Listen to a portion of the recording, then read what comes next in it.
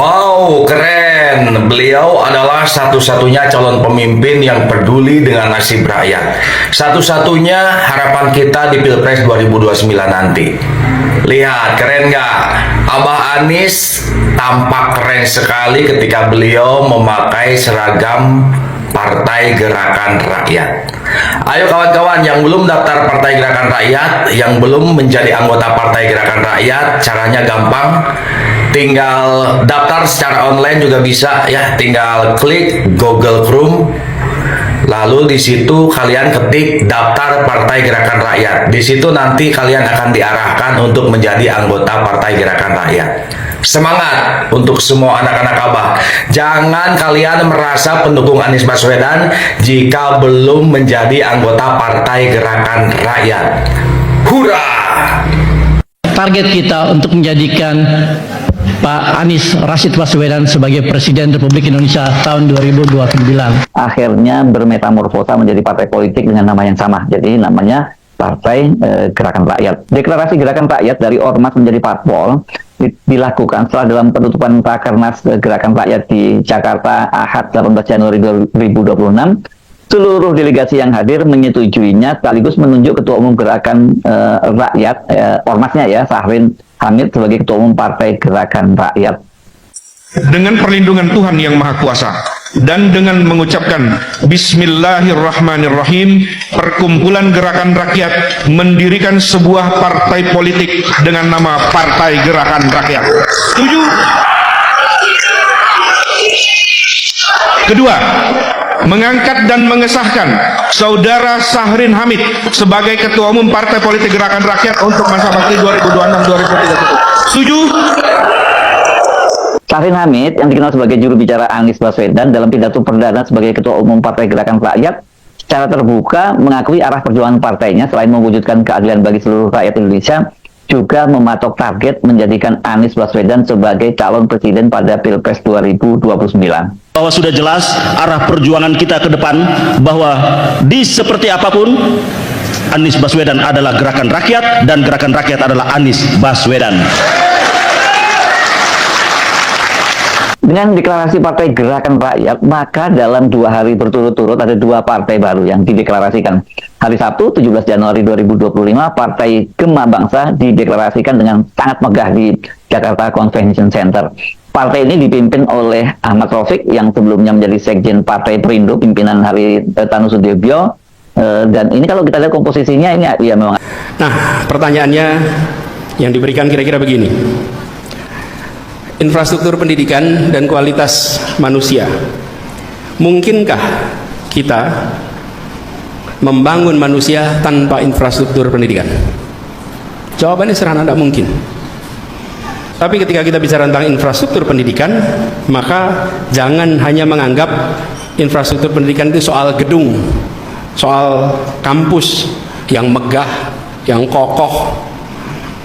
Ketika kita bicara tentang infrastruktur, kita bicara tentang ruang yang menumbuhkan pikiran, ruang yang memberikan kesempatan untuk mimpi-mimpi berkembang, tumbuh inspirasi. Jadi ini bukan soal fasilitas fisiknya, tapi ini soal bagaimana fasilitas itu membuat imajinasi berkembang, kreativitas tumbuh, keberanian tumbuh, ketekunan, keteguhan tumbuh. Dan ini bukan sekedar gedung. Karena itu ketika kita berbicara tentang infrastruktur pendidikan, jangan sekali-sekali hanya membayangkan hard infrastructure, infrastruktur keras. Yang tidak kalah penting adalah soft infrastruktur, infrastruktur lunak. Nah, infrastruktur lunak ini yang dibutuhkan. Apalagi kalau kita bicara tentang pendidikan seluruh Indonesia. Teman-teman sekalian, di Jogja dan di kota-kota besar lainnya, infrastruktur pendidikan relatif baik. Tapi begitu sampai ke daerah pedesaan, pegunungan, kepulauan kecil, maka kita akan menyaksikan infrastruktur yang sangat minim. Saya kebetulan dapat kesempatan tahun lalu untuk keliling Indonesia. Kegiatannya kampanye. Kok iya kampanye? Kegiatannya kampanye. Cuman tidak boleh masuk kampus waktu itu. Ya. Kegiatan saya kampanye, tapi dapat keliling. Apa yang terjadi? Saya merasakan keliling itu ketimpangan infrastruktur yang luar biasa. Dan ada ungkapan yang hampir ditemui di semua tempat. Paling aktif hadir dan menonjol di depan adalah ibu-ibu. Dan mereka selalu menyampaikan pesan yang konsisten dari satu tempat ke tempat lain. Sederhananya begini, Pak, anak saya pintar, bikin sekolah, beri beasiswa, anak saya perlu pendidikan. Itu pesan konsisten dari satu tempat ke tempat lain, teman-teman sekalian. Dan ibu-ibu ini, mayoritas ibu-ibu yang mengatakan ini, itu di tempat-tempat yang minim infrastruktur pendidikan. Karena mereka tahu bahwa untuk bisa mengubah nasib masa depan keluarganya, anaknya harus dapat kesempatan pendidikan. Pendidikan adalah kunci, dan pendidikan adalah jalan menuju peningkatan kesejahteraan. Datang ke Gajah Mada, datang ke Jogja dari berbagai wilayah Indonesia untuk kuliah. Setelah kuliah, dia dapat kesempatan yang lebih baik. Makanya saya sering menyebut pendidikan tinggi itu eskalator sosial ekonomi. Kenapa disebut eskalator? Bedanya tangga dengan eskalator. Kalau tangga, kita harus menaiki tangga satu persatu. Kalau eskalator, tangga berjalan, kita naik di tangga itu tidak perlu mendaki, kita terbawa ke atas. Itulah eskalator. Dan pendidikan tinggi itu seperti eskalator sosial ekonomi. Masuk ke situ, terbawa ke atas. Nah, inilah imajinasi yang muncul di keluarga-keluarga di seluruh Indonesia. Saya sering membayangkan keluarga yang prasejahtera. Kalau mereka malam hari melihat anak-anaknya tidur, mungkin saja ayahnya bekerja sebagai pekerja buruh kasar, ibunya mungkin kerja buruh kasar. Tapi kalau dia lihat anaknya sedang tidur malam, sambil melihat si anak itu, sambil bisa mengatakan begini, alhamdulillah anak saya sekolah, alhamdulillah anak saya sekolah berkualitas. Jadi dia bisa yakin bahwa insya Allah di masa depan anaknya tidak hidup seperti dirinya.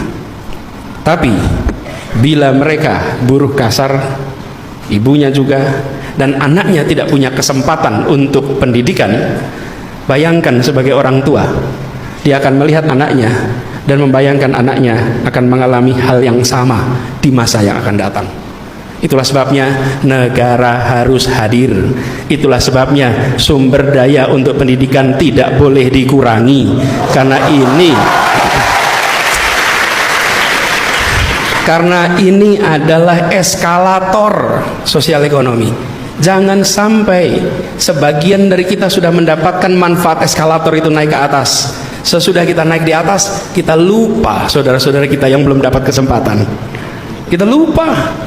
Saudara sekalian yang hari ini duduk di kursi-kursi pengambil keputusan, saya bisa jamin mayoritas kakeknya, neneknya buta huruf. Cek aja. Yang hari ini pengambil keputusan, tanya, kakeknya dulu buta huruf tidak? Neneknya, saya hampir jamin ya. Pada saat Republik ini merdeka, 95% penduduk Republik ini buta huruf. Dan mayoritas kita waktu itu seperti itu. Pendidikanlah yang mengubah, pendidikanlah yang menaikkan kesempatan itu. Nah, di mana letak infrastruktur pendidikan? Infrastruktur pendidikan, kalau pendidikan itu dianggap jalan, maka infrastruktur pendidikan itu aspalnya yang menghaluskannya. Nih, saya berikan penjelasan analoginya. Kalau ada jalan, tapi jalannya terjal. Halo teman-teman, jumpa bersama saya di Kacamata Dangi. Ini menarik sekali teman-teman, bagaimana Anies Baswedan ya, tokoh yang sangat luar biasa kali ini. Beliau berpotensi sekali maju sebagai Capres 2029. Teman-teman, di sebuah kegiatan ya, bagaimana seorang anak-anak laki-laki teman-teman ya, pada saat Anies berada di luar negeri, seorang anak tersebut malah mengatakan Anies adalah seorang presiden teman-teman. Ya kita aminkan saja ya kan, karena beliau sepertinya selalu mendapatkan kode-kode atau sinyal-sinyal alam ya teman-teman. dipanggil capres, ya dipanggil presiden, ya kan. Menurut saya itu bukan tanpa alasan lah. Bagaimana Anies Baswedan ini masih menjadi primadona, ya, masih menjadi magnet politik, teman. Jadi saya rasa bahwa Anies ini masih berpotensi, ya, mewarnai Pilpres 2029, ya. Kenapa? Karena Anies ini selalu masuk survei, teman. Anies ini selalu masuk survei. Anies selalu masuk bagaimana tokoh-tokoh yang berpeluang, ya, dalam survei Pilpres 2029. Menurut saya, ya, walaupun saat ini mungkin Anies masih membangun partai politik barunya, ya, yaitu Gerakan Rakyat, itu tidak serta-merta membuat ia kemudian tidak bisa maju, teman-teman. Sebab saya yakin bahwa partai-partai politik yang ada saat ini tentu sekarang ini, teman-teman, mempunyai sikap bebas, ya, bebas dalam arti mau mengusung siapa tergantung daripada situasi elektabilitas bahkan keputusan partai. Kalau dulu kita lihat di Pilpres 2024, Anies didukung, ya, Nasdem, PKS dan sebagainya. Saya yakin 2029, ya, partai-partai ini juga akan mendukung Anies, teman-teman. Dan kalau kita melihat, ya, Anies saat ini membangun partai politik baru, yaitu Gerakan Rakyat, ya. Ya, digadang-gadang akan mewarnai Pilpres 2029. Menurut saya ini sangat bagus, ya. Menurut saya ini sangat oke, ya, kalau kita melihat bagaimana partai politik ini, ya, semakin hari semakin diminati masyarakat, ya. Dan ini adalah pertanda bahwa Anies itu nggak main-main, ya, dalam perpolitikan Indonesia kali ini. Bagaimana menurut kalian? Kita diskusi di kolom komentar, ya. Sampai jumpa lagi, teman-teman. Salam.